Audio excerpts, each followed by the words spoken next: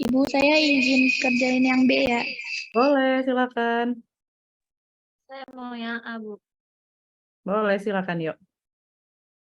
Di ini aja kali ya, sebentar. Saya coba turunin dulu ininya. Oke, jadi ini ada space kosongnya. Boleh teman-teman langsung kerjakan di space kosongnya. Nah, itu ada ABC kan tuh ya, saya pisah. Yuk, boleh.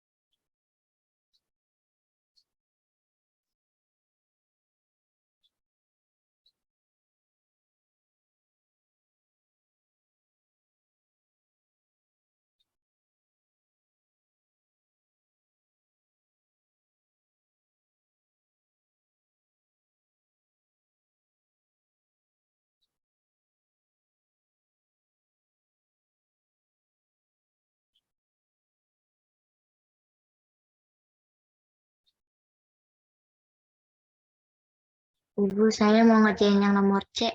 Boleh. Boleh ya, silakan.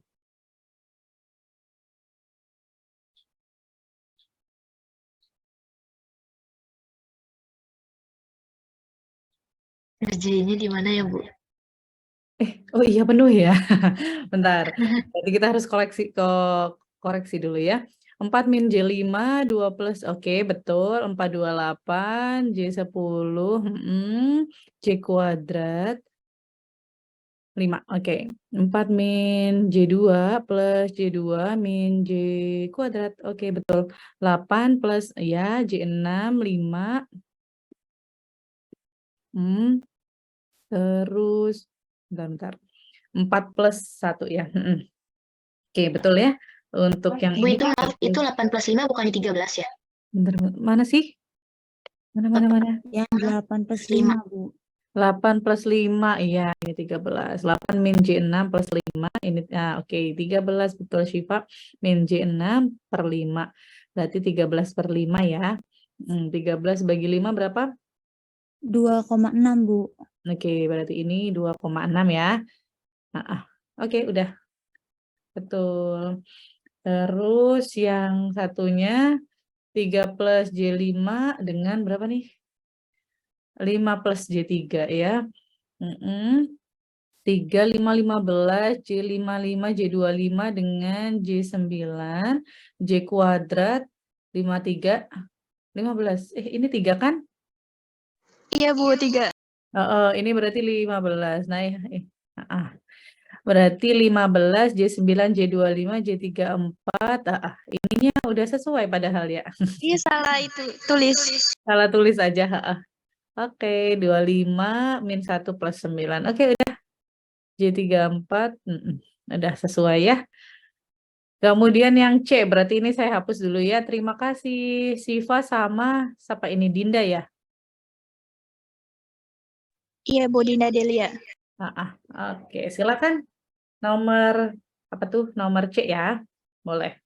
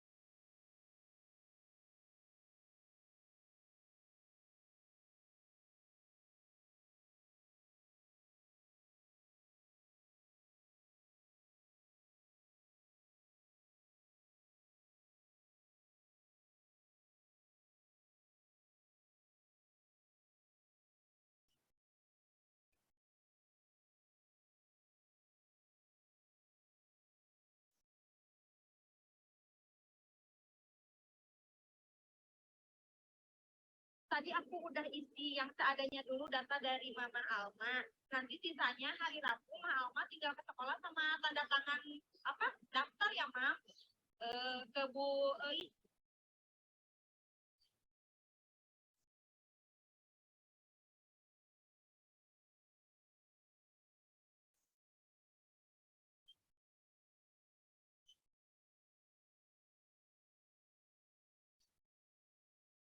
tadi udah dititipin ke Bu Oi.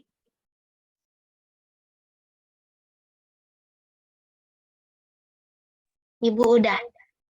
Udah, oke. Bentar-bentar ya.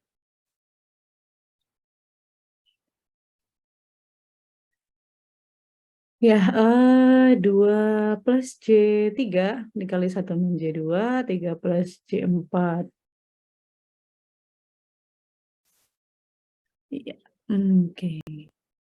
Kita cek.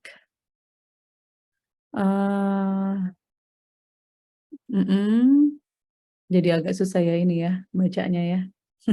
2 plus J3 sama min J4. Ya, betul. Kemudian J3 dengan J2.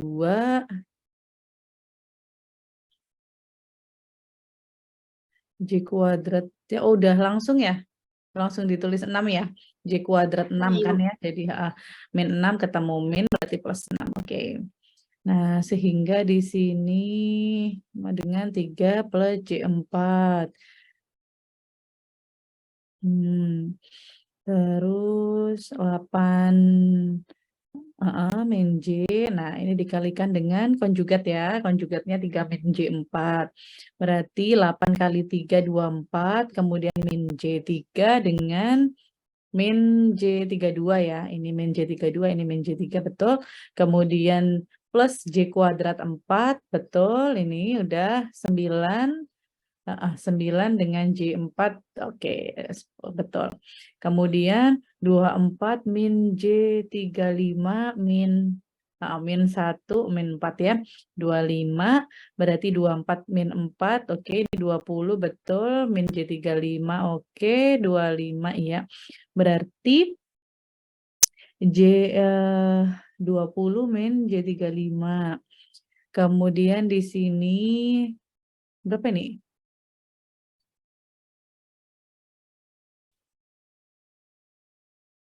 20 min J35. Sederhanakan Ibu dibagi 5 semua. Ya, 20, oke, ini 5 ya, dibagi 5 semua ya. Oke, 4 min J7 per 5 min 0,8. Ini J kan ya? Ini J ya. J 1,4. Ya. Yang lain ada yang sama? Jawabnya? Sama, Bu. Oke, sama. Udah, kita coba cocokkan dengan yang bawah ya. Ini kan ada hasilnya di bawah. Oke, ini tadi betul ya, 2,6 ya tadi. Kemudian J 0,8 minus J14. Udah sesuai. Kemudian di sini bilangan kompleks yang sama. Nah, misal kita mendapati atau kita temukan dua bilangan kompleks yang kita sebut sama itu seperti apa gitu ya. Misalkan bilangannya berupa A plus JB dan C plus JD, kemudian kita peroleh A plus JB itu nilainya ternyata sama dengan C plus JD gitu. A plus JB sama dengan C plus JD. Nah, dengan menyusun kembali suku-sukunya, maka kita bolehkan ya, ini sukunya sama, berarti A min C sama dengan J D min B, kan ini jadinya min JB ya. Oke. Nah, sehingga katanya dalam pernyataan terakhir ini kuantitas di sisi kiri seluruhnya akan menjadi bilangan real, betul ya. Kemudian kuantitas di sisi kanan adalah semuanya imajiner. Nah, yakni kuantitas real sama dengan kuantitas imajiner. Nah, ini katanya tampak berlawanan dan umumnya dapat saja tidak benar. Tetapi terdapat satu kasus khusus di mana pernyataan itu dapat menjadi benar, yaitu ketika setiap sisi sama dengan 0. Artinya ketika diselesaikan A min C itu sama dengan 0, J dalam kurung D min B itu kalau kita ambil nilai D min B B-nya, D min B-nya sama dengan 0. Artinya nilai nanti A itu sama dengan C, B itu sama dengan D. Itu artinya bilangan kompleks yang sama, artinya dia mempunyai nilai yang sama, baik itu bilangan real ataupun bilangan imajinernya. Oke, nah sehingga kita akan memperoleh hasil yang penting, yaitu jika dua bilangan kompleks adalah sama, maka A kedua bagian realnya sama, dan B kedua bagian imajinernya sama. Nah ini ada suatu contoh. Jika X plus JY itu sama dengan 5 plus J4, maka kita akan mengetahui nilai X itu kan sama dengan 5 gitu ya. Kemudian Y-nya, nilai X itu berarti kan 5, JY itu berarti kan J4, artinya Y-nya sama dengan 4.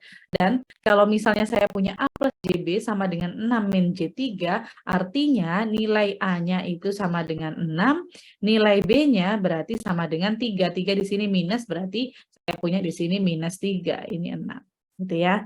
Nah, katanya di situ, berhati-hatilah dalam kita memasukkan nilai tanda, karena kan ada tanda plus minnya ya. Nah, itu teman-teman jangan sampai salah tanda. Misal saya punya, jika A plus B itu ditambah JA min B itu sama dengan 7 plus J2, maka nilai AB-nya berapa gitu ya. Nah, berarti keluar diselesaikan aja di sini. Keluarin aja A plus B itu sama dengan 7 gitu kan ya. Kemudian di sini A min B, berarti A min B itu sama dengan 2. Nah, berarti kalau kita diminta menentukan A-nya berapa, B-nya berapa, tinggal diapakan? Tinggal diapakan, ini berarti substitusi eliminasi ya. Oke, berarti kita ambil di sini A plus B itu sama dengan 7, A min B sama dengan 2. Artinya kalau di sini berarti kita tambahkan nilai A-nya, boleh kan ya? A plus B sama dengan 7. Kemudian A min B sama dengan 2. Ini saya tambah, berarti saya punya 2A kan? B ditambah min B habis ya. Ini 2A sama dengan 9. Berarti A-nya ketemu 4,5. Kemudian A plus B dengan A min B, ini 7, ini 2, ini saya kurangkan. A min A habis. B min B, berarti saya punya 2B. 2B sama dengan 5, berarti B-nya sama dengan 2,5. Gitu. Bisa dipahami ya? Maka katanya kita lihat bahwa suatu persamaan yang melibatkan bilangan kompleks mengarah ke sepasang persamaan simultan dengan membuat A kedua bagian realnya sama atau kedua bagian imajinernya sama. Nah, ini merupakan hal yang sangat penting katanya untuk kita ingat. Nah, kalau seperti itu, maka kita bisa merepresentasikan ke dalam suatu grafis gitu ya. Kita akan bisa membuat nilai si bilangan real dan bilangan imajiner itu ke dalam suatu grafis yang kita bisa melihat gitu ya, nanti nilai realnya berapa, kompleksnya berapa. Katanya walaupun kita tidak dapat menentukan nilai suatu bilangan kompleks seperti bilangan real, kita tapi dapat merepresentasikannya secara merepresentasikannya secara grafis sebagaimana yang akan kita pelajari sekarang. Nah, katanya dalam sistem penggambaran bilangan yang biasa, angka 3 itu kan dapat disajikan dalam sebuah garis dari titik asal ke titik 3 pada skalanya. Atau kalau teman-teman melihat sebuah diagram XY itu ya, kalau misalnya kita membuat titik 3, titik min 3, nah itu kan bisa kita representasikan dalam suatu grafis. Nah, maka pun sama di sini. Ketika saya merepresentasikan hal tersebut, misalnya saya punya titik 0 di sini, titik 3-nya mana? Oh ya, berarti plus 3 ke kanan gitu kan ya, titik minus 3-nya mana? Berarti kan dari 0 ke kiri. Nah, sebuah garis yang merepresentasikan suatu magnitudo itu kan panjang, dan arah itu berarti panah ini ya, menentukan arahnya. Sebentar. Nah, maka kita kan biasanya mengenal itu adalah suatu vektor ya, di mana sebarang vektor. Oleh sebab itu, suatu vektor itu akan mencakup magnitudo atau ukuran dan juga arah. Nah, katakan di sini jika kita kalikan +3 dengan faktor -1, berarti kita akan memperoleh -3. Dengan kata lain, faktor -1 memiliki pengaruh dalam memutar vektornya sebesar 180 derajat. Jadi misalkan gini, saya punya titik 0 di sini ya. Ya. Kemudian saya punya nilai +3, berarti +3 itu kan magnitudonya di sini ada sebanyak 3 besaran ya. 1, 2, 3. Kemudian ini arahnya kemana? Arahnya ke kanan. Gitu. Nah, ketika dikalikan dengan faktornya -1, +3 kita kalikan faktornya -1, berarti kan -3 nih. Nah, -3 itu ternyata mampu membentuk si vektor atau si arah saya yang tadinya arah kanan itu ternyata menjadi arah kiri. Jadi ini di sini ada sebanyak 180 derajat besaran vektornya. 180 derajat.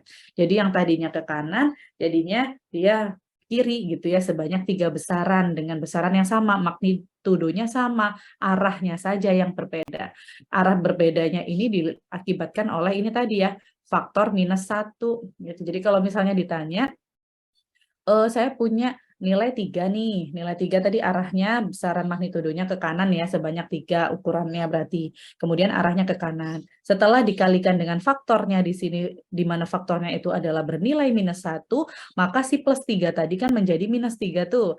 Nah, -3 itu ternyata mampu mempengaruhi arah dari besaran saya yang awal, yang +3. Ternyata dia mampu memutar vektornya sebesar 180 derajat. Gitu ya. Oke, sampai sini dulu.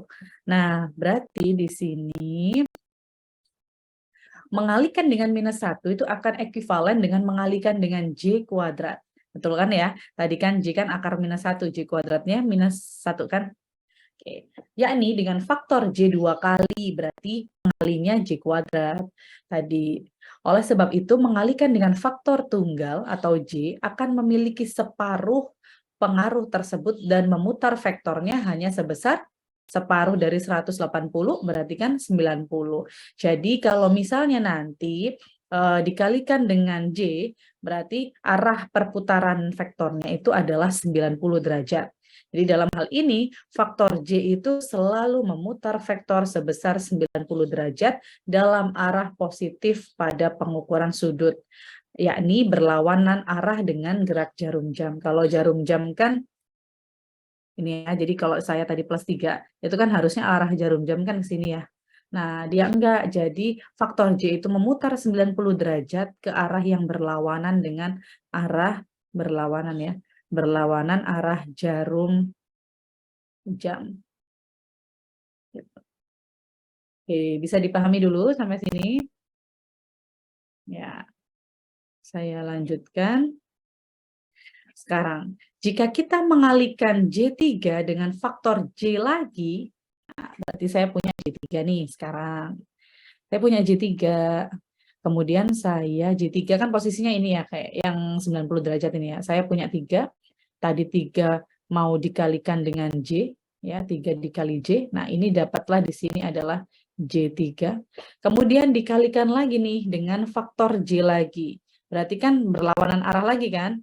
Dikalikan dengan J. Berarti kan saya punya di sini adalah J kuadrat 3 ya.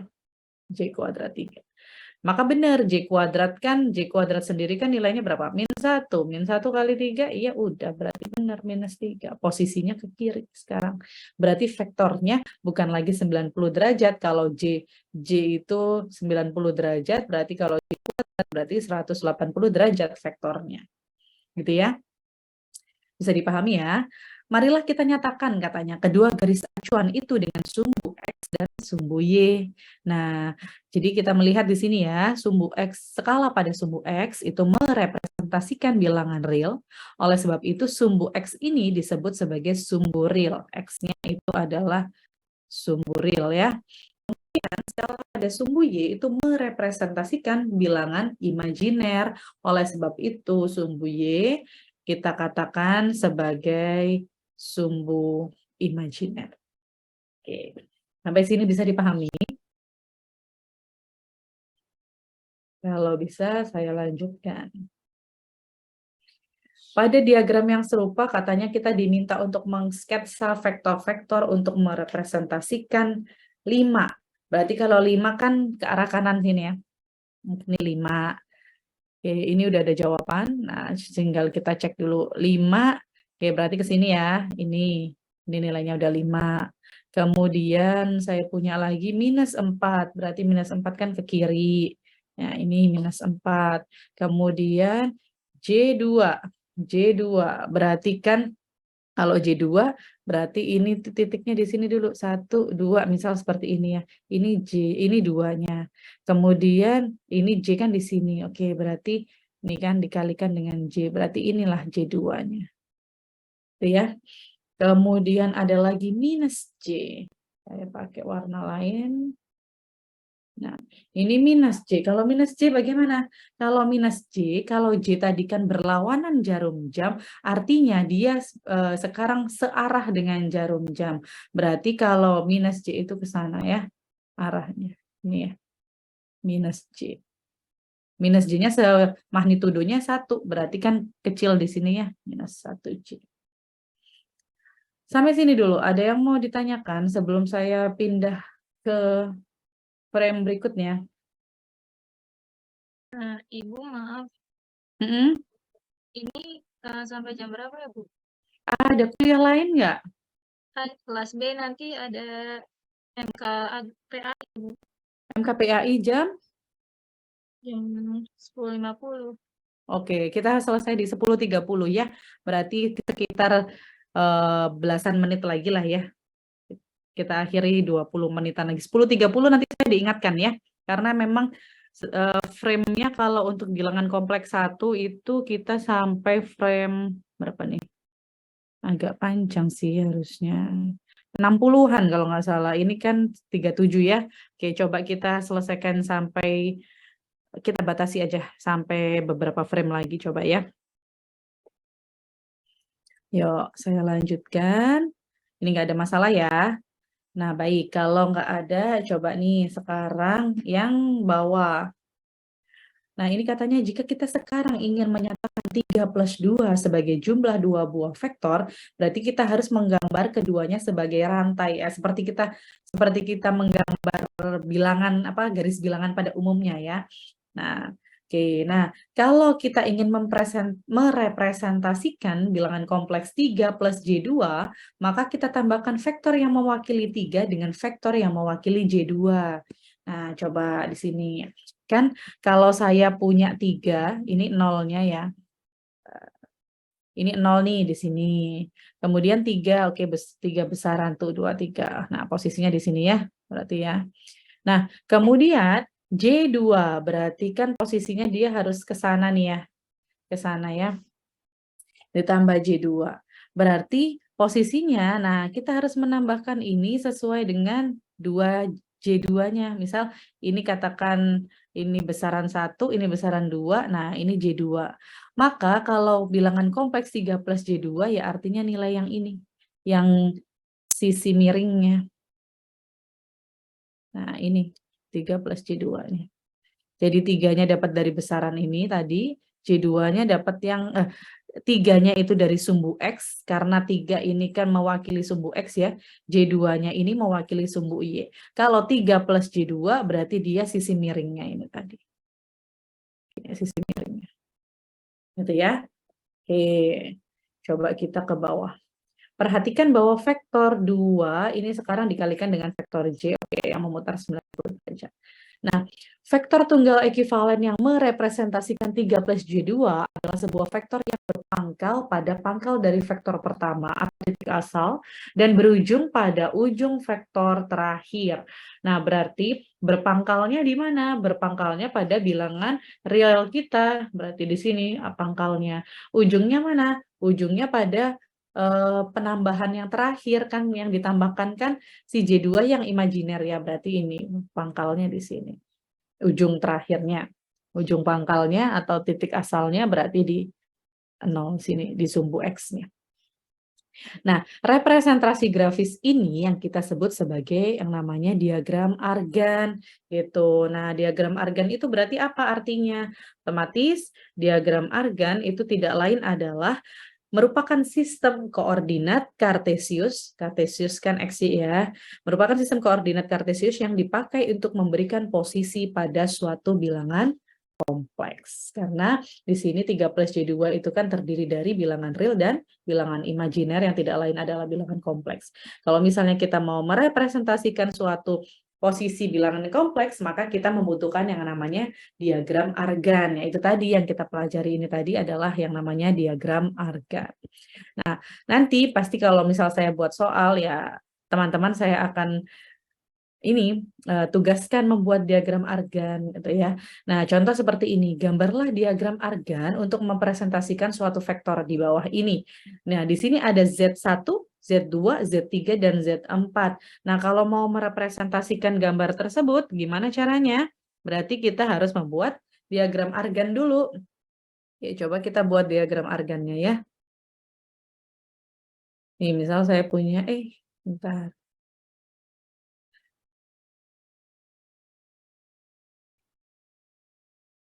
Oke, kita buat diagram, jelek banget diagram saya, bentar. Saya pakai garis aja kalau gitu. Saya tarik garis ya di sini ya. Kemudian lagi di sebelah sini. Ya, nggak tahu nih, pas nggak? Saya silinder soalnya. Ya, semoga sesuai ya. Oke, saya mau Z1 dulu, 2 plus J3. Gimana tuh? 1, 2, ini ya 2 ya, plus J3, berarti artinya ke sana kan saya ya. Nah, berarti posisinya J3 mungkin 1, 2, 3 gitu ya. Berarti di sini garis saya. Ini saya ambil 3 ya di sini ya. Nah, ini adalah 2 plus J3. 2-nya kita di sumbu X, J3 posisinya di sumbu Y. Lagi, kemudian ada yang Z2 minus 3 plus J2. Minus 3 di posisinya di sini ya. 1, 2, 3. Oke, minus 3. Ini nanti titik pangkal kita di sini. Plus J2. Kalau plus J2 berarti posisinya J2 pasti di sini ya. Nah, ini nih. Berarti ke sini. Seret. Minus 3 karena ini Z2. Nilainya tadi berapa? Z2 nilainya minus 3 plus J2. Lanjut. Kemudian ada Z3. Z3 itu 4 minus J3. 4 minus J3. Oke, taruhlah di sini ada nilai 4 ya. Karena minus J3, kalau plus kan dia berlawanan arah jarum jam. Berarti kalau ini dia searah dengan jarum jam, otomatis ke sini ya. Nah, ini J3-nya. Berarti titik pangkalnya otomatis di yang sini sampai ke sana ya. Ini adalah Z3 4 minus J3. Z ini ya. Kemudian satu lagi ada Z4 minus 4. Oke, berarti di sini minus 4 saya ya. Minus 4, kemudian J5. Minus J5. Minus berarti searah lagi dengan jarum jam. Oke, berarti posisinya terakhir di sini ya. Posisi awalnya berarti di sini nanti ya. Kan posisi terakhir itu di J5-nya. Berarti ini ke sini. Z4. Minus 4. Minus J5. Oke, sampai sini. Ada yang mau ditanyakan? Jadi, intinya nilai-nilai bilangan real ini adalah sumbu X-nya, bilangan-bilangan imajiner itu adalah sumbu Y-nya.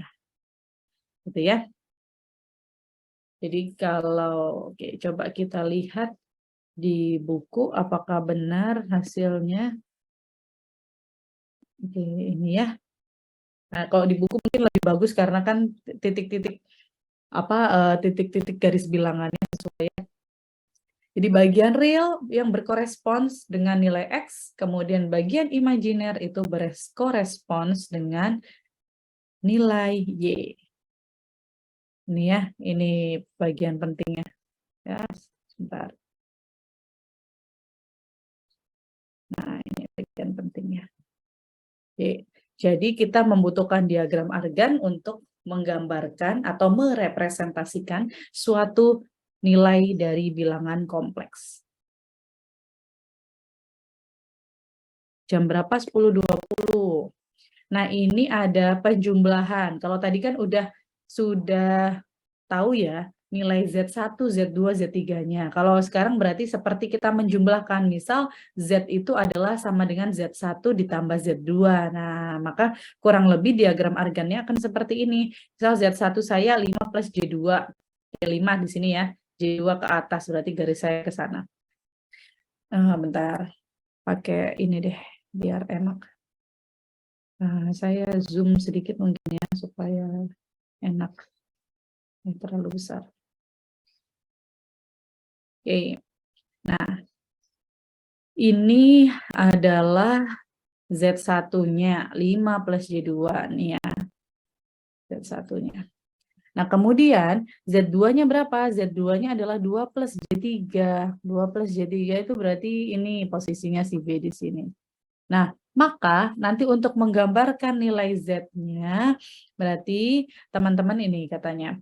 Oleh sebab itu kita tarik dari ujung Z1 sebuah vektor AP atau nilainya tadi ya, yang mewakili Z2 dalam magnitudo dan arah, yakni AP sama dengan OB katanya. Dan sejajar dengannya. Oleh sebab itu OAPB, jadi titik-titiknya aja sih ini. Dia memisalkan ini P ya.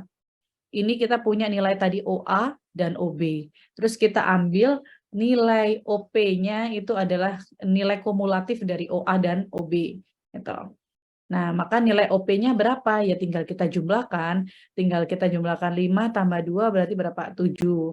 Plus J-nya berarti 7 plus J5. Oke, berarti 7 sini ya. 7. Kemudian J5 tuh 2, 3, 4, 5 di sini. Berarti betul, kita tarik garisnya ini. Ya, 7 plus J5. Jadi seperti teman-teman menjumlahkan bilangan kompleks aja, cuman ini kita representasikan dalam bentuk diagram Argan. Tuh. Sampai sini ada yang mau ditanyakan?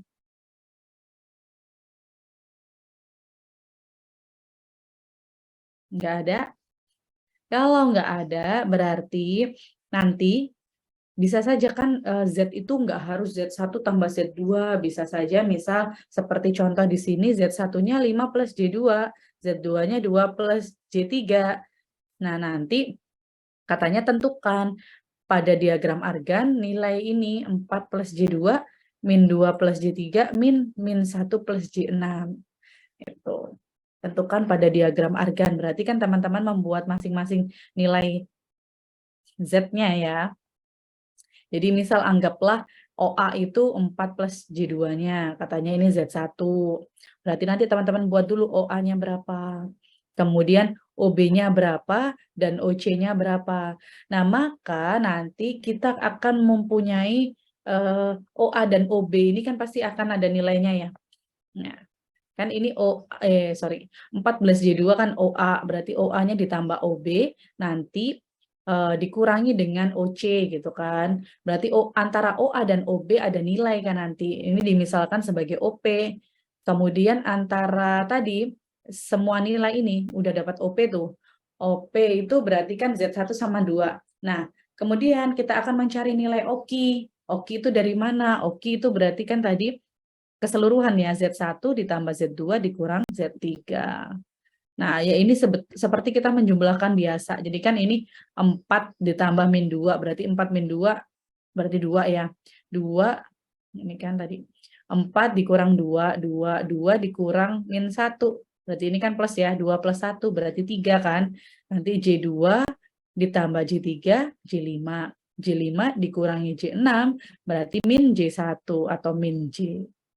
Itu seperti udah digambar biasa aja lah ini pokoknya intinya tetap yang aritmatik tadi, nilai operasi aritmatik, penjumlahan atau pengurangan, hanya saja tinggal direpresentasikan dalam suatu diagram argan. Oke, mungkin saya cukupkan dulu sampai di frame 43. Nah, ini selanjutnya ada frame 44. Nah, frame 44 dan seterusnya kita akan berbicara terkait bentuk polar suatu bilangan kompleks, di mana bentuk polar di sini kita akan mendekati dengan menggunakan suatu tangen gitu ya. Kalau tan kan berarti kita pasti ya akan melibatkan suatu cos dan sin. Nah, ini yang namanya bentuk polar daripada suatu bilangan kompleks. Nah, kita akan belajar bentuk polar bilangan kompleks ini dalam beberapa frame lagi gitu ya. Kalau tidak salah ada berapa frame ya? 4 frame 44 sampai frame akhir sepertinya. Oh enggak, sampai frame yang terakhir eksponensial. Jadi PR saya untuk nanti di minggu depan, berarti teman-teman sambil belajar ya nanti ya. Minggu depan saya akan menjelaskan tentang bentuk polar suatu bilangan kompleks dan bentuk eksponensial. Jadi ada bentuk polar dan bentuk eksponensial. Nah, mungkin nanti untuk tugas di minggu ini berarti saya akan menugaskan lagi setelah teman-teman kumpulin yang hari Rabu kan ya. Hari Rabu kumpul, mungkin nanti hari Kamis akan saya tugaskan kembali gitu ya, supaya dikumpulnya sebelum hari atau waktu hari Kamis depannya atau seperti apalah gitu ya. Jadi saya rasa nggak terlalu sulit untuk bentuk bilangan kompleks. Mungkin nanti tugasnya hari Kamis aja ya. Kamis atau Jumat nanti dikumpulkannya sebelum kita kelas. Itu Minggu lah ya, Minggu malam. Jadi topiknya seputar yang kita pelajari hari ini. Jadi untuk minggu depan silakan dipelajari juga untuk bentuk polar suatu bilangan kompleks dan bentuk eksponensial suatu bilangan kompleks. Nah, dan bentuk eksponen gitu ya. Oke, setelah itu baru kita udah selesai di bilangan kompleks 1. Mungkin nanti untuk dilanjutkan kalau bilangan kompleks 2 itu mungkin sambil saya lihat ya. Untuk bilangan kompleks 2 itu sebetulnya kita melibatkan hampir sama, ini pakai diagram argan juga. Hanya saja ini ada suatu teorema nanti. Itu ada teorema de Moivre. Mana teoremanya ya? Ya ke bawah sini. Itu nanti coba kita udah tinggal sedikit. Ini ada satu teorema sih.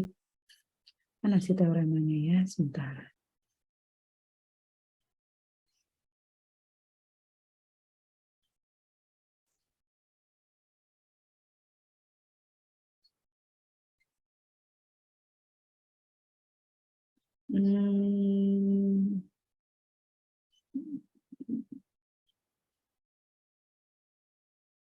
Ini ya.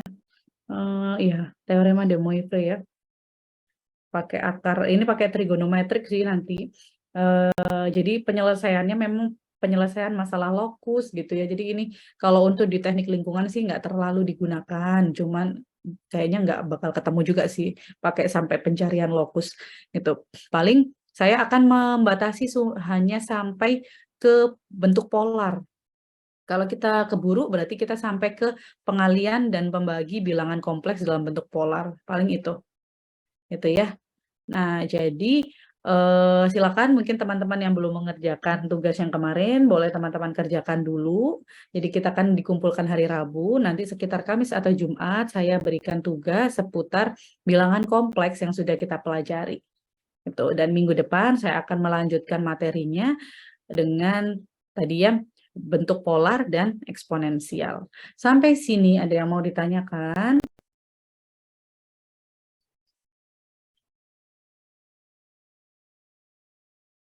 Oke, ada yang mau ditanyakan sampai sini?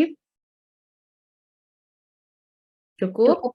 Baik, kalau cukup karena sekarang sudah jam 10, mau ke 10.30, mungkin saya izin close meetingnya hari ini. Saya titip ke PJ ya, tadi mungkin ada yang teman-teman yang mengerjakan soal atau yang kita diskusi